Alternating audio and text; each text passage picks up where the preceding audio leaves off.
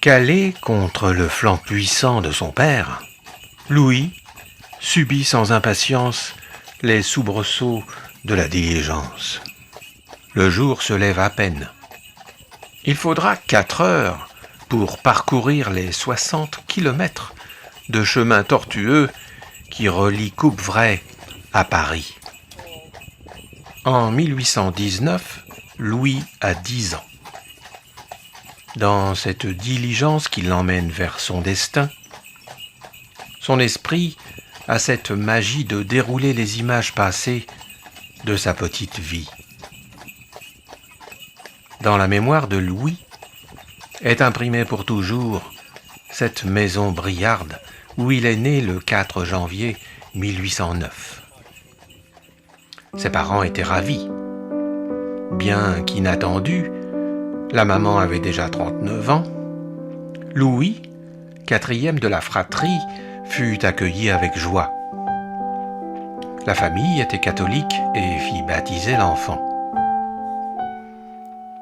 Dès que Louis fut en âge de marcher, il adorait gambader et admirer ce jardin si bien entretenu par ses parents.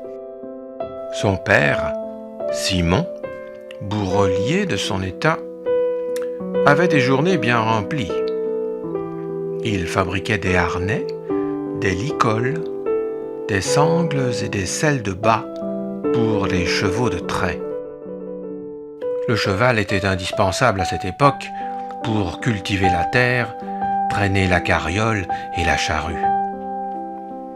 C'était un excellent ouvrier, connu plusieurs lieues à la ronde. Simon savait lire et écrire, et rendait donc des services à tous, et se voyait souvent confier des tâches en mairie. La modeste maison comportait néanmoins tout le confort souhaitable à cette époque où la vie à la campagne était très rude.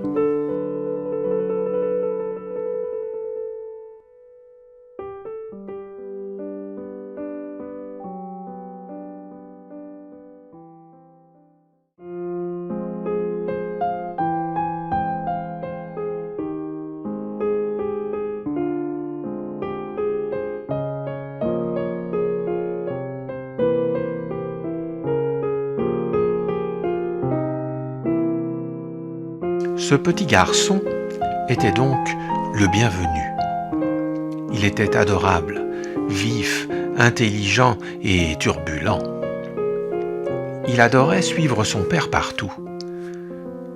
Il était admirateur de tout ce qu'il fabriquait et n'avait qu'une envie, l'aider dans sa tâche et jouer avec les nombreux outils que Simon maniait avec une grande dextérité. L'atelier de son père était pour lui le terrain de jeu dont il rêvait. Simon lui en interdisait l'accès hors de sa présence. Trop d'outils dangereux, lui répétait-il souvent.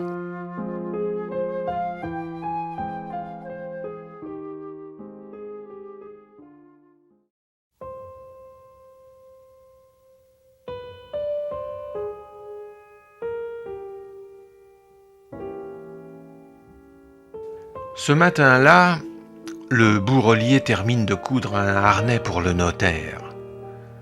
Louis le regarde, il en est fier.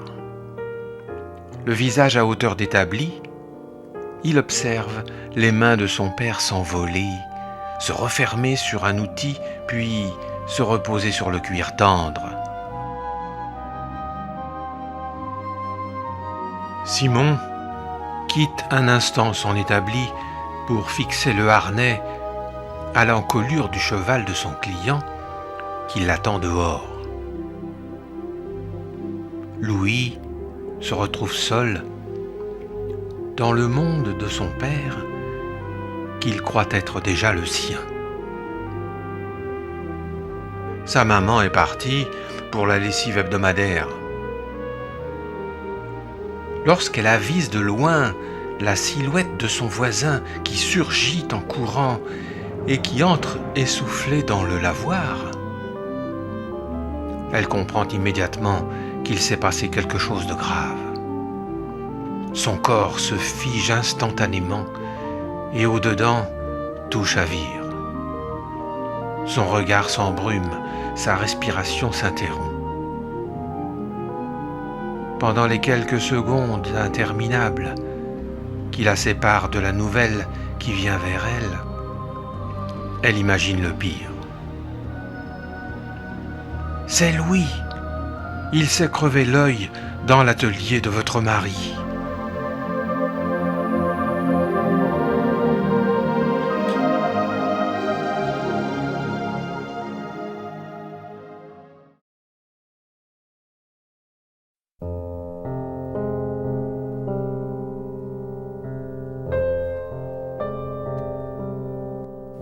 Les jours d'après, les mois d'après, la maison va rester silencieuse. Plus de cavalcade dans l'escalier. On n'entendra plus Louis rire aux éclats, emplissant la maison de sa joie de vivre.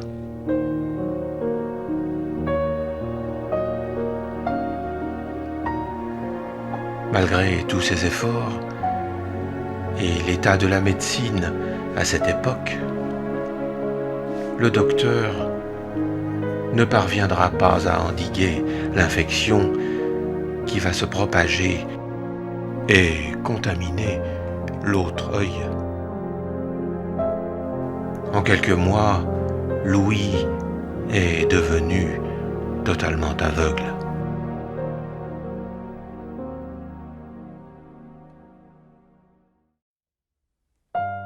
Simon ne veut pas que son fils soit mis à l'écart, comme cela était fréquent à l'époque pour les handicapés. Il veut que Louis apprenne à lire. Il veut qu'il aille à l'école. Il va commencer par lui fabriquer, sur des petites planchettes de bois, un abécédaire avec des lettres en relief en utilisant des clous de tapissier. Et ainsi, il va lui apprendre l'alphabet. Pour l'école, ce ne fut pas simple, car le vieux maître, en charge d'une classe unique, refuse d'accueillir l'enfant. L'abbé du village connaît bien la famille et propose, devant le désarroi du père, de passer du temps avec Louis et de lui apprendre ce que l'enfant peut comprendre et retenir. Très vite, il découvre un enfant curieux, intelligent, avec une mémoire prodigieuse. Louis a 10 ans maintenant et il veut apprendre à lire et à écrire. C'est l'abbé Paluy qui révèle à Louis l'existence de l'Institut des jeunes aveugles à Paris, fondé par Valentin Hauy. Pour Louis, cela devient vite une obsession. Simon, très réticent à l'idée de se séparer de son rayon de soleil, finit par céder devant l'insistance de Louis. Les conditions de vie à l'Institut sont extrêmement précaires, voire même brutales. Dans cet univers insalubre et hostile, l'hygiène est inexistante. On puise l'eau dans la Seine et on a droit à un bain par mois. La nourriture est de mauvaise qualité et peu abondante. Mais Louis ne s'en plaint pas et s'accroche. Il apprend, à raison de 15 heures par jour, le chant choral, la musique. Il deviendra un excellent organiste. Le soir, dans son lit, Louis se repasse en boucle les images des jours heureux de son enfance, quand il admirait les ciels étoilés. Il revoit le sourire de sa maman, qui ne vieillira jamais.